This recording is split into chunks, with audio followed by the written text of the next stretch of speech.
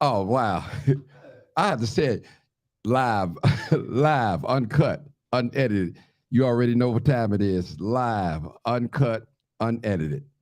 All right, people. All right. All right, we got a round table here. Definitely got a round table here, people. We just getting started. We half an hour late, so hey, well, we're gonna take some calls, and we're talking about the do's and don'ts in self-defense now. Self-defense only. In guns. All right. All right. So you round table, y'all can introduce All yourselves. right. Well, you know what? First of all, we on a number of different platforms. This is Vera Giles Norris speaking. I'm live, uncut, unedited with my partner Martin G. Johnson. In the We on house. Clubhouse. We on a number of different platforms. We on Facebook. We on YouTube. We on you. Wait a minute. You name it. We here. So I first of all would like to thank all of my Clubhouse listeners. I see you. Thank you for tuning in. And let me go ahead and introduce our amazing people here today. Better yet, I'm gonna have them tap into their mics. So right here to my left, can you introduce yourself? Tell us who you are, where you come from, and what you doing here today.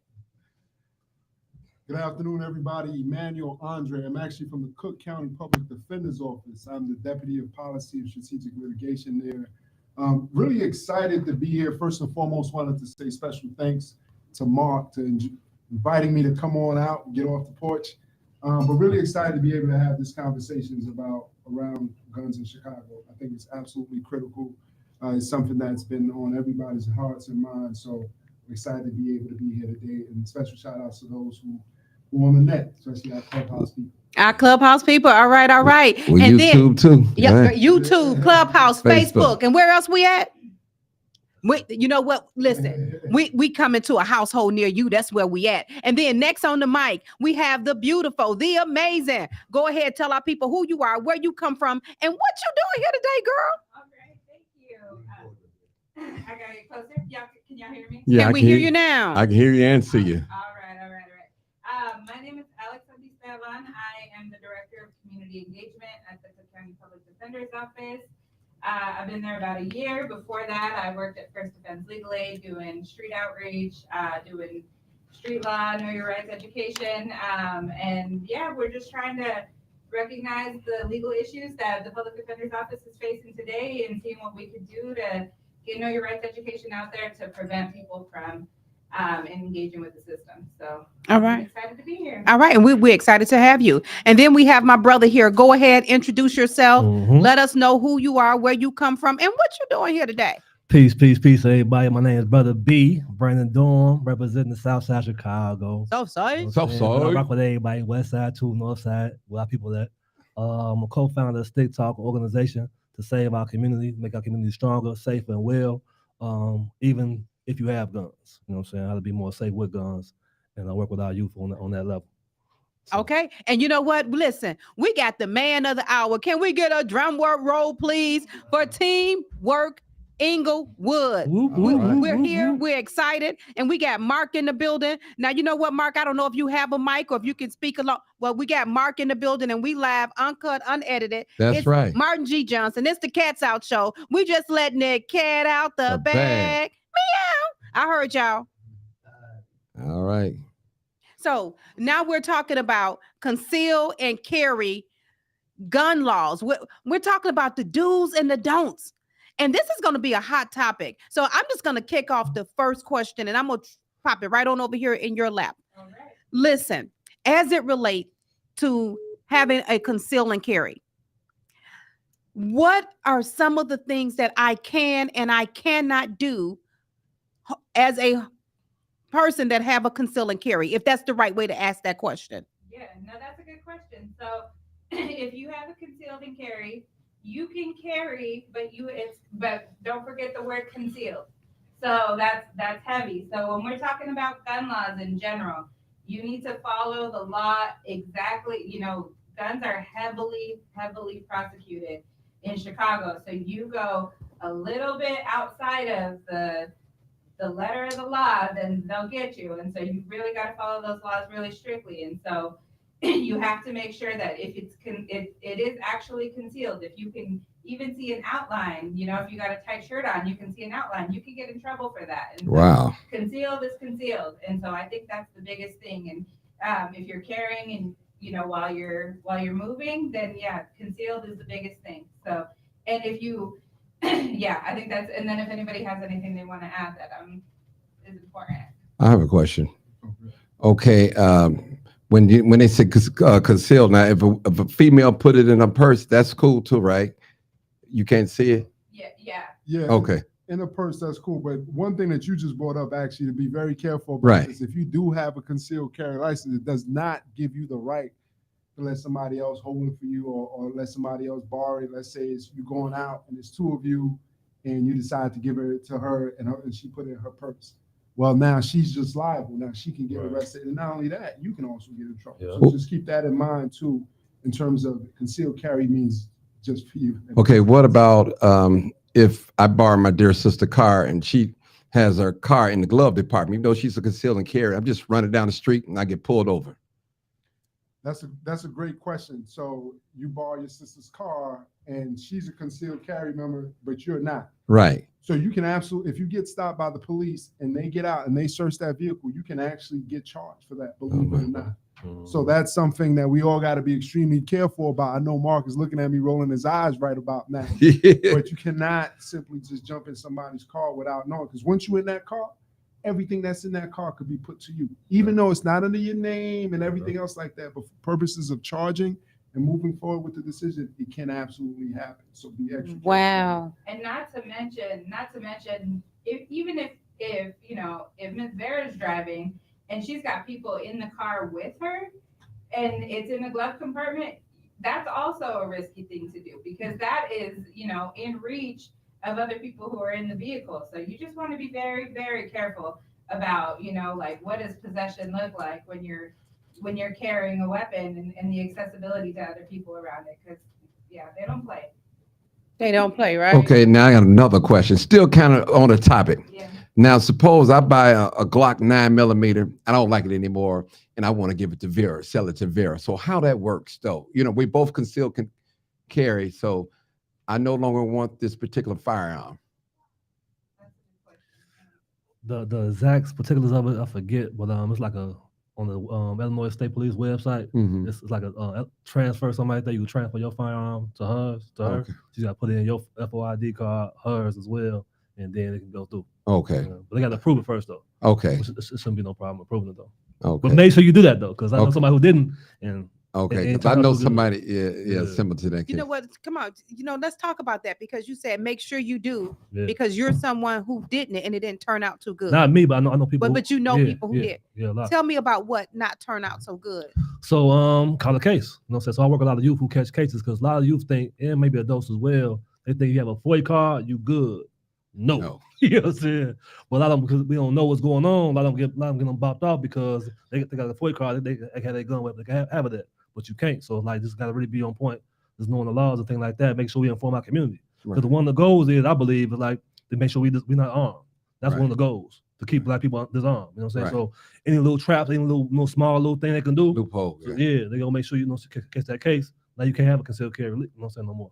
So we gotta really be on top of our laws. Well, I'm glad we got the lawyers here. I'm just a community guy. Now, But they I know. want to ask a question to post to one of the lawyers again. Now, suppose I have a Ford car, right? So that means I can't have it on my side. Now, if I want to go to a gun range, so what I have to do, keep one in the front and the other in the trunk or something like that. Bullets separated, unloaded, right? So this is what I heard. 'Cause Go ahead. I learned a little bit about this stuff. Okay, go ahead. So they say if you got a FOIA card, you can have it got to be in case. Okay. You can have make sure your magazine not in the firearm, whatever. One of my guys got a call for that too. One of my little mans. Oh, He had he had everything right. He had no gun, no bullet in the chamber. right. But he had it in case in the console, but he had the magazine inside, the clip inside. So Oh, he called a case for that. oh, So, wow. So it got to be no round in the chamber. The magazine has to be somewhere else as well, Right. or it could even be on top. Okay. But it had to be in case, whether it be the glove compartment or the And- console. None in the chamber, right? No sir, Okay. no sir. That's what we're talking about. When you say you gotta follow the law incredibly strict, Right. that's what we're talking about. Like it has to be, yeah, magazine out of the chamber. Like there's no bullets or anything in the chamber in the case, stored away. Like if you have a FOID as opposed to a CCL, If you have a FOID, it needs to be, if you're transporting it from one place to the other, like a gun range, then you definitely need to make sure you're storing it. I got one more question. And just You're good. just Go to ahead. follow up on that though, the importance of even when you said a FOID card, and again, I'm assuming everybody who's out there know what a FOID card is Right. in Illinois, but that, you know, that's this firearm owner identification card.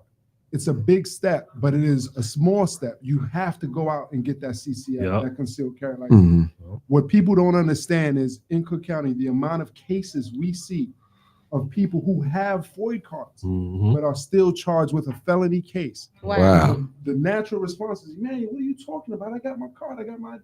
No, you have to have a concealed carry to either have it on you, or even as Brother Brandon just said, even if it's in a car or whatever, it happens. And there's a lot of cases that's happening like that right now in Cook County. About 25% of our cases in Cook County Public Defender's Office are actually gun cases. When I say gun cases, I'm talking about the vast majority gun possession cases. So I'm not talking about people shooting. I gotta ask you a question. So I just want to highlight that point though. If you have that FOID card, go ahead, take that next step. See what you- Right. So you telling me if I have my card and my pistol is unloaded in my trunk, I mean, if I ride around with it, that's against the law? If they pull me on? If you have your FOID card and if it's in your trunk, so it's not immediately accessible, Right. if it's unloaded, Right. then that's different. Okay. But what we often see though, people are traveling with it either Load. on them Right. or loaded, Right. or even near them, right? In Right. the glove compartment, that one happens a lot. You have a FOID card, you're driving, or maybe you're just a passenger, and it's in the glove compartment. You can be charged. Oh, okay. And you know what? I'd like to invite my co-host for today on Clubhouse is Shawana Thomas, and she works for the Cook County Detention Center, Juvenile Detention Center. So Shawana, if you can unmute your mic, and if you have any questions, just feel free to jump in. And just make sure we can hear you. Okay. Can you speak so we can make sure we can hear you? Okay. Go ahead. Say it again. I said, can you hear me okay? Yep, we hear you perfectly fine. So again, we got a room full of amazing people here, so you can kick in. Again, I do know that working for the amount of years that you've been at the Juvenile Detention Center, I know you have some, may have some questions or want to kick in at any time. Okay? So Okay. welcome. One of the things I had was I invited my conceal and carry instructor that teaches us. A lot of us that work at juvenile cannot carry a gun. So we have to get our conceal and carry just like everybody else. So right now I just invited him to the call. So I was waiting on him to come on to actually give them a lot of the rules because he teaches most of us at the county. He's a conceal and carry instructor for the state. Okay, For so the state of Illinois. so- So he is certified with that. So I was just waiting on him to get on as well. So he can kind of speak a little more about it. okay, so please interrupt me when he comes on, and make sure that you bring him up to the stage so that he can speak. Okay.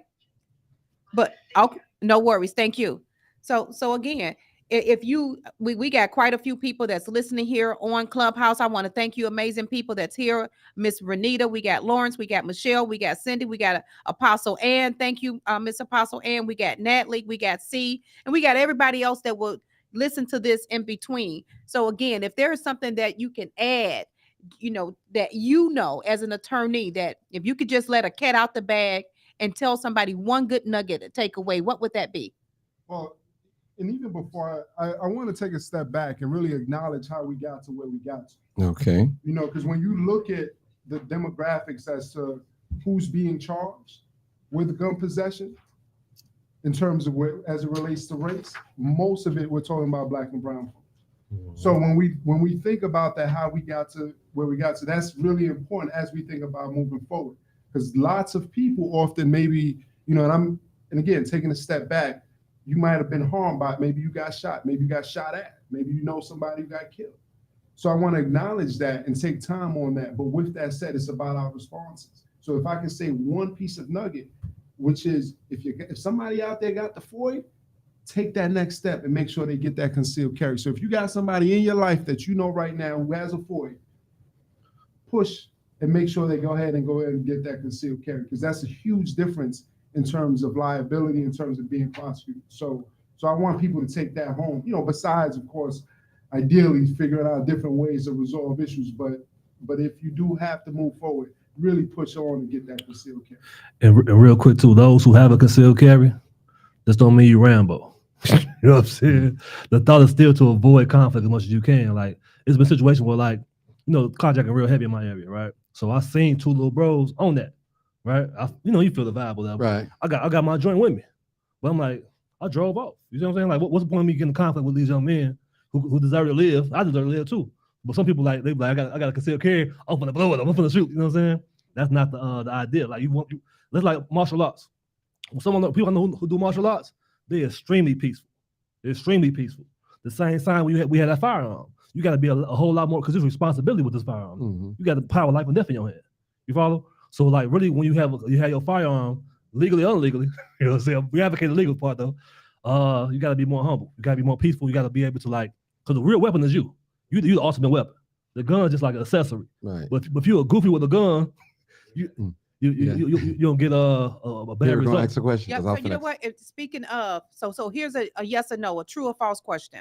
So if I have a FOID, FOID card, I can transport my gun in my glove compartment. True or false? It depends. Yeah. Go ahead though. Yeah, I mean, we're gonna say false. And look, we live in a reality, right, where people get stopped for no reason, right? Mhm. And police are looking like, and you know, people are in circumstances where if you're even in the smallest bit not in compliance, then you will get charged for it. And so, what I want to encourage people to do is never, even if you have a FOID card, even if it's properly put away and everything's in the case, put it in your trunk. Mhm. Just put it in your trunk, right? And let's not mess around with the glove compartment. Excuse me, I apologize for the interruption, but Kevin did join the group, so we can bring him up to the stage. Kevin, What is his name? Kevin.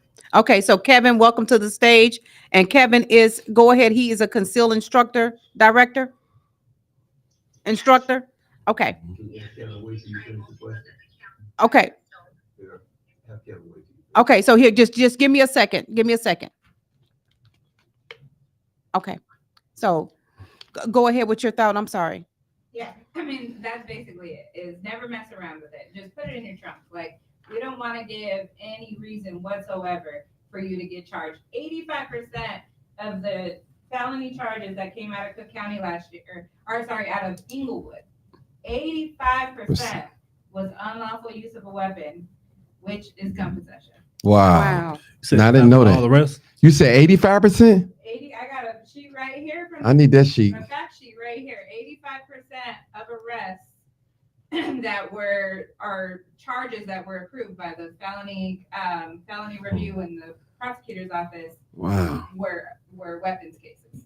So I need that. that's big. Yeah. Wow. Oh wait, this is the Cook County. I got another question if Go I ahead, can Jim. ask.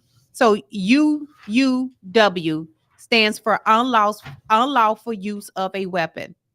If I am charged with a UUW, that means that I charted, what you say? Discharge. Yeah, discharged a gun. Yeah, somebody just said it. The answer to that is false. Unlawful use of a weapon, it's counterintuitive. It does not mean you used it, you discharged it, you fired it at all. Sometimes you could even not have a cartridge in it. So that is false in terms of being charged with unlawful use of a weapon. It is just the possession of it. That actually is it. Now, if somebody actually fires a gun, then there is a statute in the code that's about discharge or even an aggravated battery. Let's say you fire something, Oh, you okay. hit somebody with it. The language is strange. Yeah, Yeah. so Yep. the language is strange, so we Yeah. just wanted to make sure that people are aware of that. If you fired and don't hit nobody, what's that charge? You can get a discharge. Yeah, unlawful Yeah, discharge of so- weapon. Yeah. So whether I discharge the gun or not, don't make a difference. You could still be charged with the UUW, which stands for unlawful use of a weapon. And one of the lessons too that we wanted to take away with this point is that we talk about, these are the stats that people use, UUWs, they're heavy, right? But that doesn't mean when we're talking about crime in Chicago, people always, you think, oh shoot, 85% UUWs, 85% people are using guns, possessing guns. It's not the same thing and we know that traumatized people who experience gun violence around them, might, Mhm. justifiably or unjustifiably carry a weapon thinking that they're trying to protect themselves. And that's a different situation than shooting a gun. Okay. Very good point. I got to sneak a question in, Mark. Now, I'm gonna listen. You let him go ahead. I'll submit. Go ahead. Okay. I'll submit. I'm sorry, Shawana, go ahead. We can hear you perfectly fine. Go ahead. With Kevin, the instructor. Shawana, if you're talking, we can't hear you. All right, there we go. I am a survivor of gun violence as well, but also I want my conceal and carry instructor to speak because we see it every day. Most of the young guys that come in there, they are coming in there with UUWs. So that is the case and that is true. Most of them aggravated robbery and also UUW. So Kevin, if you can unmute yourself so you can go ahead and speak upon the conceal and carry and how you should actually carry the gun. If you can unmute, go ahead, Kevin. I'm yielding the floor to you. Welcome, Kevin. Thank you.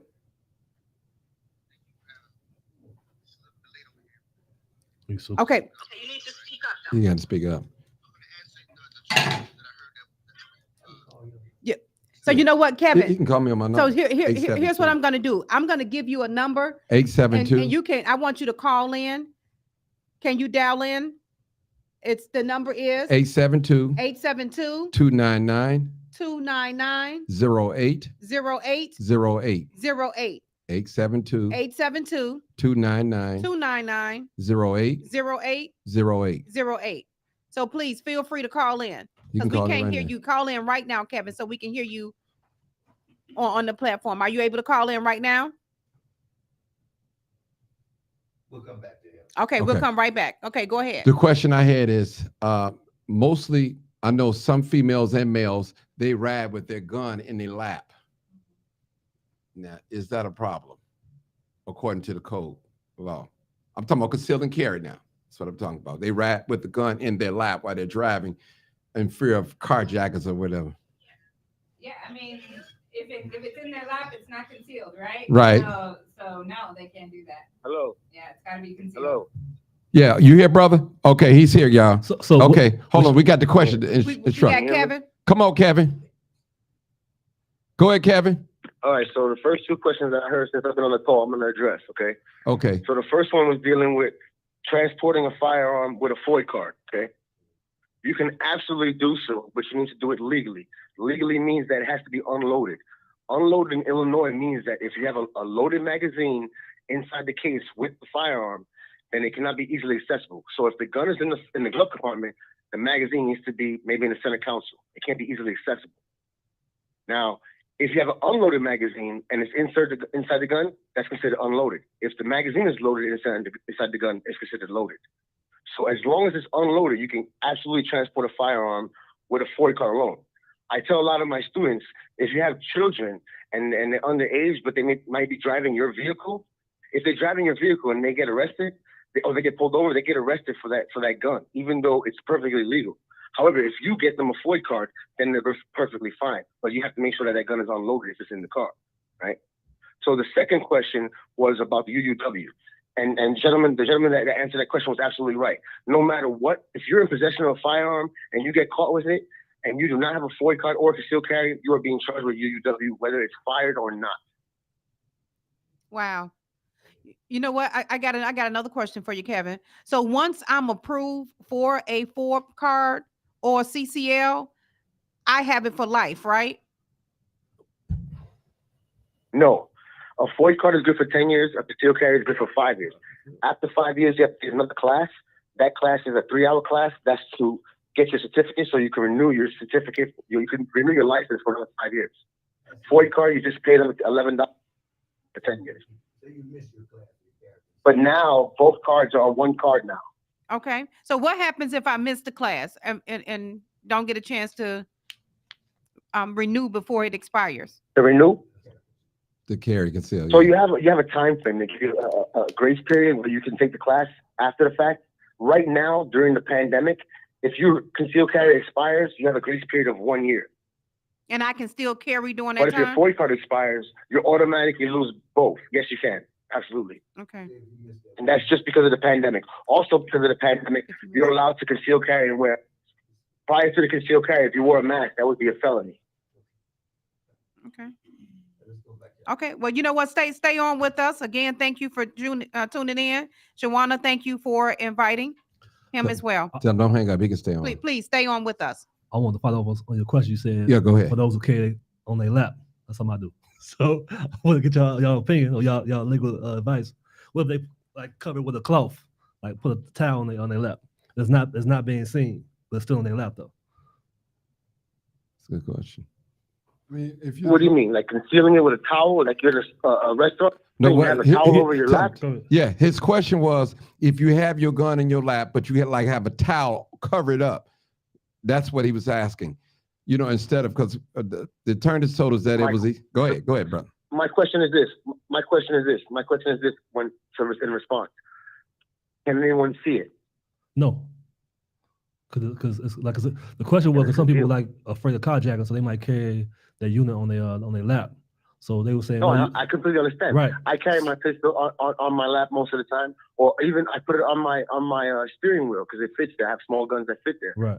And you can't see it. It doesn't matter. When I'm driving, if the police come, obviously I'm going to put it up. I'm not going to just leave it there because that's a little ridiculous. You know what I'm saying? So this, But in reality, my safety comes first. absolutely. This is the question. So if you're like in a restaurant and you have it on, so Yeah, ain't talking if about you have it in a restaurant and you have a towel over it, no, it's concealed and nobody can see it. If you're driving in your car and nobody can see it, you're absolutely fine. It doesn't matter. You can have it underneath your leg, above your leg. It doesn't matter. It's in your car. Nobody can see it. Well, we want to get the legal advice. Go ahead, attorneys. I mean, I'm wondering if I'm gonna put Emmanuel on the spot. So Okay. but Rather- I mean, you know, Emmanuel spent a lot of time practicing before he joined the public defender's office, and just wondering if you had any cases before or examples of situations where you know somebody might have been possessing. Yeah, no, absolutely. And just to clarify, even in the public defender's office, that's a lot of their cases is just this. I mean, I've handled cases where somebody had it like on the side of the door, and you can't see it. No one could see it from the outside. Right. Actually, when the cops pulled this person over, couldn't see it. Didn't know it was there. It wasn't until the cop actually got this person to get out of the car that they was able to see it. Now that you can absolutely be charged with. But again, the big difference there though is that person did not have a concealed carry. Okay. You know, so that's the big difference there. So if you do have a Right. concealed carry So and it is that concealed, actually happened to me. Okay. yeah, and usually in those situations though, they won't be able to pursue the charge because you have an actual concealed carry and it's actually concealed. Okay. But just the thing to keep in mind is that these are, so some of this is nuance, that this stuff gets figured out in a courtroom after you got arrested, you know, we're sitting in, you know, jail or in police custody for 48 hours. You gotta go to bond court and, you know, like this stuff, like some of these things that are more nuanced are more, you know, on the gray line, those things get argued in a courtroom where you're experiencing the system already. You might have just automatically lost your FOIA card or whatever it is because of your arrest in general. And so you just want to keep in mind that, you know, like that you being, you know, getting stopped in Chicago, being a person of color, you got to follow. And even if you do follow the law exactly the way it's supposed to be, there's no guarantee that you're still not going to get arrested. Will the charges get dismissed later? Yes. But it doesn't stop you from having that engagement with the system and then having to clean all that up. One last thing, Good if you point. do get stopped, please, I'm gonna leave this point. If you do get stopped or if you know anybody who gets stopped, usually everyone says, hurry up, call your lawyer. But what if you're like, I don't got a lawyer. Right. I don't have the money on me or whatever. Public Defender's Office has an arrest hotline anytime, 24 hours a day, 7 days a week. Anytime you can call. That number is 1-844-817-4448. Hold on, let me type it. I'm gonna type it in. Yeah, type it in, text it to your, text it to that person who you love or whatever. 1-844-817-4448. That is the arrest hotline. One more time. You know, I went to public school. No problem. Okay, one more time. 1-844-817-4448. Okay. 817 4448. And a quick thought too is anybody who got concealed carry license, get concealed carry insurance. get concealed carry insurance because so it's insurance you can get to if something do happen, like a legal case, something like that happens, you will have you know what I'm saying, you'll have a lawyer, thing like that in place for you that you pay for your insurance, you pay every month for. Wow, I never heard about concealed carry Yeah, insurance. it's You never several heard different about kinds. that? Oh my God, yes. Yeah. And I'm So an old actually, school conceal and I carry. actually sell the insurance. It's actually on my website. So Okay. there's something called there's different companies out there that have insurance. I have Second Call Defense through my website, through my company. Second Call Defense used to be affiliated with the NRA. They're one of the cheapest ones out where they actually really truly protect you. The other ones are kind of in it for the money, and this one is kind of really to help protect you. You can look out the 3 different companies that are the greatest right now about it. But like he said, yeah, it's definitely worth it. It's not required, but it's definitely worth having because the moment you do, like she said, like the young lady said, the moment something happens, you go through the system. You might beat it. You're definitely not getting your FOIA card back. That's going to be a really long process to get that back. But it's going to be a fight regardless, the whole entire process. But they're going to absolutely try not to ever give you back your FOIA card. Because even though you got arrested for a concealed carry situation, they'll find a way to take away that FOIA card. And once they take away the FOIA card, you can't get the concealed carry back until you get the FOIA card back. And that's harder to get back than the concealed carry. Okay, thanks. Hold up for a second, okay? I got another caller. 1976, go ahead, caller. Caller, go ahead. 1976. Hey, how you doing? Hey, good, great. What's the question? Hello, how you doing? Can you hear me? Yeah, we hear you loud and clear. Go ahead. Oh, another thing, people that get concealed carry, do not buy recreational marijuana because what they do is they revoke your concealed carry. A lot of people don't know that. Do not buy recreational marijuana because they revoke it. They revoke your license. So let me ask this question. What about Do for not buy recreation. Go ahead. what about for the people that buy the recreational marijuana because they may have well, you know what? I don't even know why they buy it. Unfortunately, I don't buy it. But for whatever reasons, isn't it? No, but don't people For have to medical buy reasons. it for medical reasons? Is that the same thing as No, I guess it's not the same. Yes, they do, and they still. Can I interject? Right. Can I interject really quickly? I'm sorry. Go ahead. So from what I've been privy to, if you have a medical card, then you can lose your concealed carry. The recreational, they don't really know. Now they do take your ID, so you're still taking a risk. But the medical one is what really eliminates you from concealed carry. So in Illinois, you can still get a concealed carry, you can still get a FOIA card, but the federal government will no longer allow you to get a gun. So even though you can have a FOIA card or concealed carry, you can no longer purchase a firearm. So the only way to get a gun once you have a medical marijuana card is if you have it transferred to you from someone else or you already owned it. But you're not gonna be able to buy guns anymore. Okay, so we turning the floor over to Mark. Go ahead, Mark. Good. Hold on, guys. Go ahead, Mark. Go ahead. Thank- So look, I want to get in this conversation now, right? So far, y'all been real generic. Let's talk about what happened when self-defense. Use your gun in self-defense, right? Somebody come in your house or whatever, and you shoot them. Get your hand out my pocket. No. Well, if you shoot them for that, okay. So what most people don't know is what happens after that.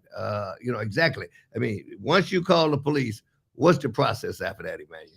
So that's after you've shot someone. After I don't shot him. Okay. I ain't. Okay, we're gonna let the lawyers take this Okay. question. Hold Right. on. So Hold on, sir. We're going to let the so you- lawyers take this. Hold on. I'm going to let you talk. Hold on, All right. sir. Go ahead, Emmanuel. If you've been involved in a shooting, especially self-defense, Mm-hmm. follow your case, Mark.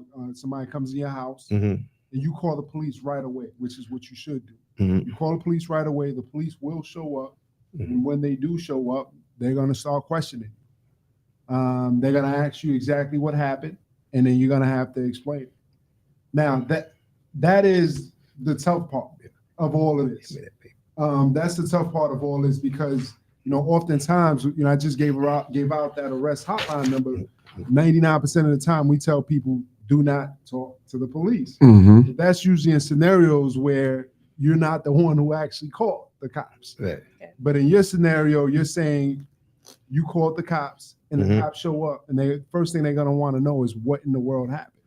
And then you will have to talk to them. I do have to talk to him. No, you don't have to talk I don't them. have to talk to him. But yeah, but if you called them and they show up, I'm gonna call because there's a dead body in my house. okay, if you Man, call them, somebody there's need to get the body out of if there. you call them there's a dead body, what I would do if you call the cops and there's a dead body. Now here's the best thing you could do. What's the best thing? The absolute best thing you do.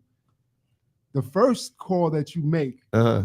is to that arrest hotline. What's that number, man? 844-817-4448. Before I call the police. Before you call the police. Okay. And so then Because now what you've done now is you're in conversation with an attorney that's going to be able to help you think through that situation. So even when the cops show up, now when the police do show up, now again, you want to be able to get that, because if you call the police and you just quiet and there's a I call the police. First I call you. I call you. What you gonna tell me to do? Well, if you stand next to a dead body, I'm gonna tell you you're gonna have to call the police. Well, I'm gonna call the police. Then what I'm gonna do when the police get there? What you gonna tell me to do? When the police gets there, we will then, as soon as the cops get there, you'll explain your part of it. First, you're gonna explain your story to me, right? Then I'm gonna make it clear, like if it's very clear, this is a case where this is somebody complete. For all I know, you might have camera right in front of your house that shows everything. If that makes it clear, we want to avoid you getting charged, right? So if the cops show up and you silent and you just say, "Hey, I just wanted to call," they might end up arresting you. If you I mean, what if isn't it my duty to retreat? Right? If someone breaks in my house, I don't have a stand your gun. Do I have a stand your right? Not in your home. No, it's not your duty to retreat in your home. I don't have to retreat my home. Absolutely not. Okay, so they come up in there, they ass dead, right? No. Okay, but now is the police gonna take my gun? Pretty much. So and that's my advice is this. This is my advice. And this is what the company always says. It says, first thing is you call 911. After that, you call your lawyer, which is what in my case would be second call defense. You tell them the story, and then by the time the cops come to talk to you, your lawyer's talking for you already. There's no reason for you to most speak people at all. I know don't have a and lawyer. yet they are going to take your firearm. Once the case is all resolved and they determine that it was self-defense and let you go, then you could go back and get your gun. But initially, they're taking everything. You're way ahead of me right now. So let me digress a bit here. So what I'm saying is, when the police come, I don't call you. They take in my gun, right? Okay. Now they're gonna interrogate me at the scene. They're gonna question me as to what happened, right? Yep. Now, say it's my I come in and say somebody will come up in there. I know them. I didn't know they was coming. Maybe they was having an affair with my wife or something, and I done shot their ass, right? Up in my house. I thought they broke in. Should I talk to the police at all? It's getting real complicated, man. Yeah. Well, I mean, that's why I'm asking the lawyers the question. Like I said, hold on a second. suggestion is Hold on. We're going to let the lawyers answer call that. the lawyer. I wouldn't talk to the police. Okay. Okay. Let me talk to. We got it. Yeah, I mean, the more complicated you get, to be very honest with you, the more, because every situation is its own individual situation. The more complicated you get, is you really do need to hurry up and reach out to the attorney ASAP. Before I call the police, you say. I mean, the more complicated you get. So we have, with the arrest hotline, all the time we get people who are thinking about turning themselves in for something. Let's say a detective show up. Hey, I'm looking for Mark. Right. As soon as y'all if you tell Mark, don't tell him I'm looking for him, but you know the detectives are looking for Mark. Well, guess what? You can call the arrest hotline and we can hurry up, help you figure that out. Yeah. Versus you showing up to a police station by yourself, trying to figure out what in the world they're looking for me. I don't even remember what it was about. But each of those scenarios that you brought up, Mark, they're all specific within themselves. And the more complicated they get, I would say the more you definitely do want to reach out to them. Right. Being a legal aid navigator, right? A trainer, I've always told people, you don't know what you're going to say to the police that may incriminate you. You may say something that you may think is totally, minimal, right? But at the same time, it may place you at the crime, give you motive. So it's always best to do what? Call the police. So let me transition to another question. Not call the police. I'm sorry. You're right. Call the lawyer. Call the lawyer. What Right. you said was, Call the was police. 100% Damn. right. See, y'all got. I ain't never called the police. No. So let's get that straight. All right. Okay. I'm just kidding. Yeah. But that's our natural reaction, especially if you're like, I didn't do nothing. Right. Let me just show up and tell them exactly what they want to hear. Mm-hmm. So, but you just said it 1,000% right, Mark, which is you don't know what you're being looked for. So it's best to not just show up without help. So let's talk about. Let me transition this conversation to people with backgrounds in firearms, right? Like my brother earlier said, they're trying to keep us from being armed. And I've picked up on that, right? So I mean, as the law stands right now, ex-felon with a firearm, right? What does that mean exactly? Well, there's a charge. I know we talked about UUW, unlawful possession, right? Well, unlawful use of a weapon, but it's really possession. Now, if you have a felony, it's UUW by a felon. So automatically, if it was just, let's say what's called the class 4 UUW, which you'd be looking at in the state of Illinois, 1 to 3 years. But if you have a felony, that jumps up and you could easily be looking at 2 to 15, 2 to 14 years. So in terms of the legal liability against you, you're looking at more time, number one. And then number two, just want to clarify though, if you are, unfortunately right now, as the law says, if you are a felon, you cannot, and again, I know we have a concealed carry instructor online right now, but you cannot get a concealed carry. Okay, so what if a guy's say a guy got a background, right? His wife got a gun, all right, legal carry conceal. He's in the car with her. She has it on her side, and they stop the car, right? And they find the gun on her. Or she admits to the gun. Is he suffering any liability? Again, in that scenario you brought up, if she has it on her side, right, then she's in possession of that firearm, and he should be okay as the driver. What would complicate that though is if it's in the glove compartment or somewhere else or under his seat. But if she's in possession of it, then it's hers, and she's in possession, and she has a CCL, so she's carrying it the right way. So he would be okay. He should be okay. And, So- but what about that little, what you call a little thing in the middle? The console, the Yeah. little, yeah. What about if it's right there in the middle, in between both? That's not in possession then, is it? Well, that's where it gets more and more And it's the complicated. driver.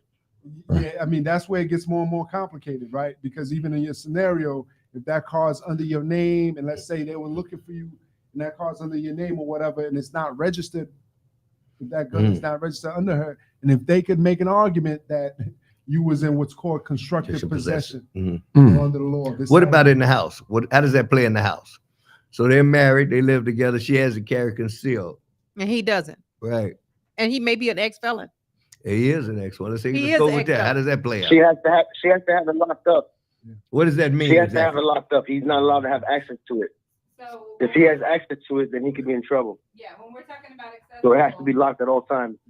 Yeah, when we're talking about accessible, think about, you know, if it's at home and you've got it in a case, but anybody could open the case, that is accessible. So it's got to have a code on it that he doesn't have, and it's got to be locked up. Correct. Wow, these are great conversation. One thing else. What about for the young? A lot nowadays we got kids coming over to other folks' houses to fight. So you are a parent, and you conceal and carry, and you at your house, and before you know it, you get 15, however many teenagers coming through your front door to attack your children or to attack your child. What do you do? Shoot all of them. No, you can't do that. No? Okay, my bad. I regret. I object.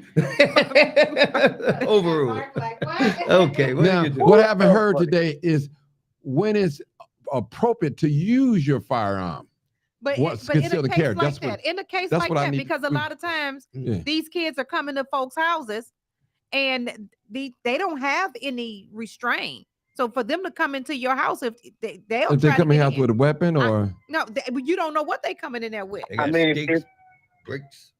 So I think At the moment that your life or your child's life becomes in danger, you have to protect them.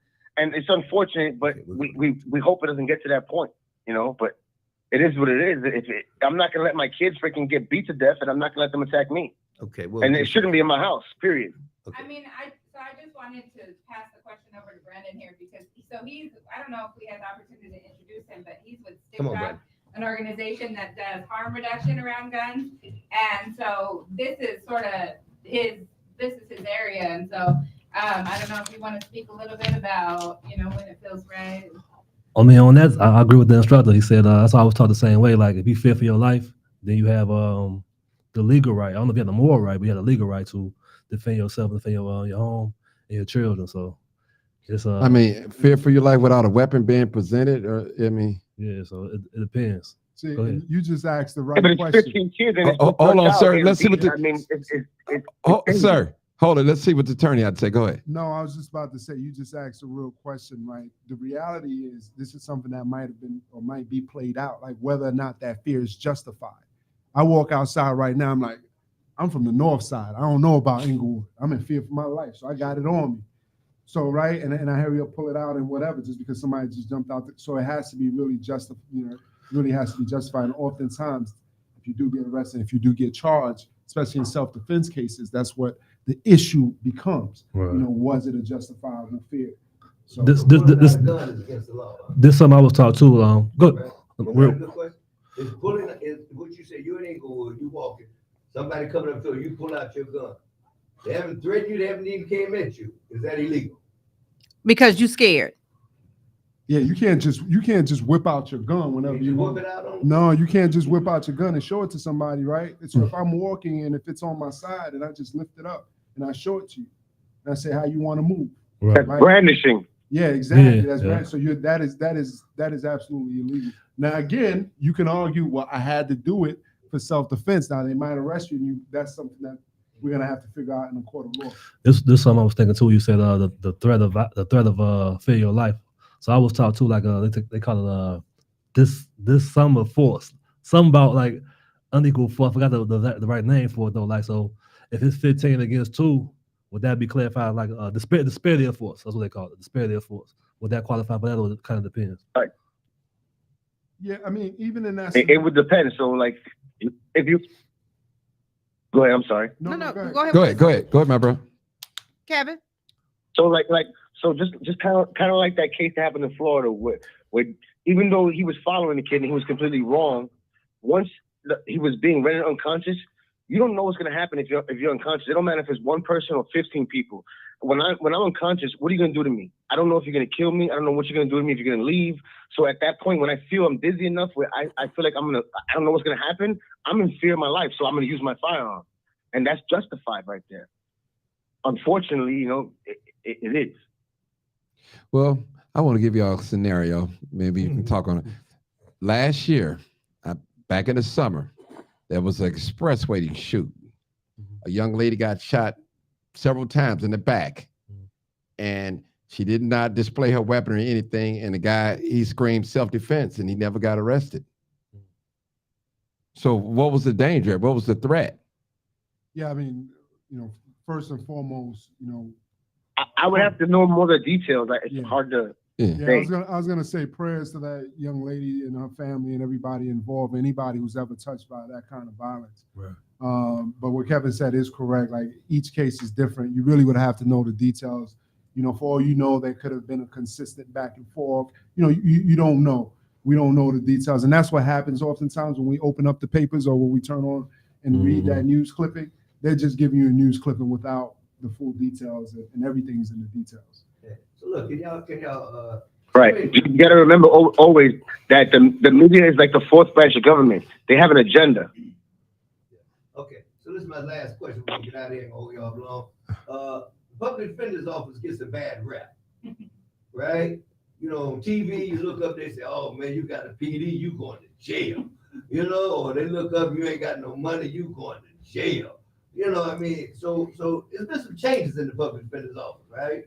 I mean, it's a brother now that's the head of it, right? Brother Mitchell, no relation to me at all. Until I get in court, then I'm gonna ask for him. That's my cousin. That's my cousin, you know what I mean? But can y'all speak to that? Can y'all speak to the new changes going on with that? No, absolutely, and it's an exciting time. I'm being very frank with you. To have someone like Sharon Mitchell, who's not just a brother who's brilliant, first and foremost, an absolute brilliant advocate, both inside the courtroom and outside the courtroom. So to have somebody who and who's from the South Side, I guess shout out to Roseland and the Pullman area. Roseland. But from the South Side. But what you brought up, it's been this sales pitch, right? Don't trust public defenders because they'll sell you out. Now, not to say that has not happened before, but what I can tell you as someone who's practiced, I have had and ran my own private practice. And I'm letting you know, for the most part, the people who have the most experiences with those judges and who know how to move around in the room, sometimes the brightest are the public defenders. Now, again, their caseloads can be absolutely overwhelming. Mhm. There could be things around communications. Now, we are addressing that thanks to PD Mitchell's leadership.